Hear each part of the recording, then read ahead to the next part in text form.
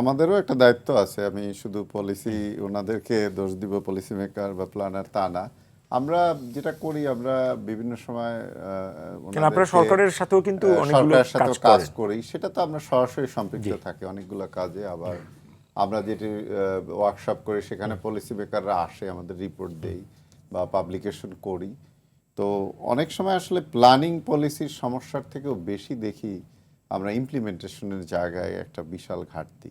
যেমন এই চিটাগাং শহরের যে ইনফ্রাস্ট্রাকচার ডেভেলপমেন্ট বা এই যে ড্রেনেজ সিস্টেম, এটা কিন্তু ইমপ্লিমেন্টেশন অনেক দিন থেকে ফেজ বাই ফেজ করতেছে, কিন্তু এখনো মানুষ সুফল পাচ্ছে না, এবং সেটার যারা করছে বরঞ্চ তাদের বদনাম হচ্ছে। তো এখন সেখানে ইন্টিগ্রেশনে কিছু ঘাটতি আছে। আরেকটা হচ্ছে যে আমরা শুধু দেখি যে মানে জলবায়ু পরিবর্তন তা না, র্যাপিড আরবানাইজেশন হচ্ছে, দ্রুত নগরায়ন হচ্ছে, সব মানুষ দ্রুত নগরের দিকে আসছে। এখন এত মানুষ কিভাবে এটা তো পৃথিবীর অনেকগুলো দেশ যারা খুব মানে আরবান মানে সিটি কেন্দ্রিক একটা মুভ তো আছেই।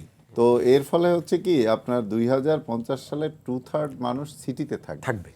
এখন এইটা মাথায় রেখে কিন্তু পরিকল্পনা করা হচ্ছে। আপনি যদি দেখেন, এইটা সিঙ্গাপুরেও ঘটবে, বেইজিংয়েও ঘটবে, সাংহাইতেও ঘটবে। আমি গত সপ্তাহে গিয়েছিলাম।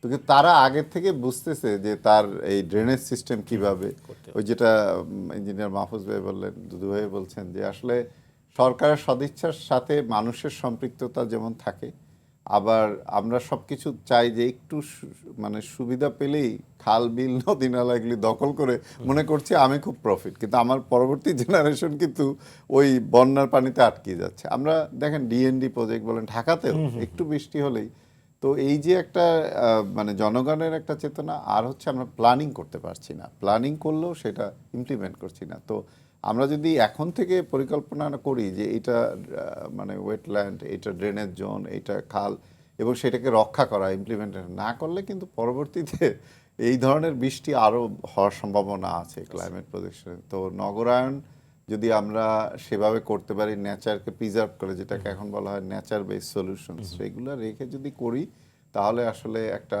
মানে কি বলবো, যে গ্রিন সিটি কিভাবে হয়, একটা শহরের গ্রিন এরিয়া, আপনার ব্লু এরিয়া, ওয়াটার এরিয়া, তো এগুলোকে রক্ষা করে আমরা যদি প্ল্যানিংয়ে করতে পারি এবং ইমপ্লিমেন্টেশনের ঘাটতিটা কমাতে পারি, আমাদের শহরটাও হয়তো ধীরে ধীরে, এই যে আপনি শুধু ওয়াটার না, আপনি বায়ু দূষণের ইন্ডিকেটর দেখেন, হ্যাঁ, সব কিছুতেই একটা চ্যালেঞ্জের মুখোমুখি আমরা পড়ছি, ট্রাফিক জ্যামে পড়ছি।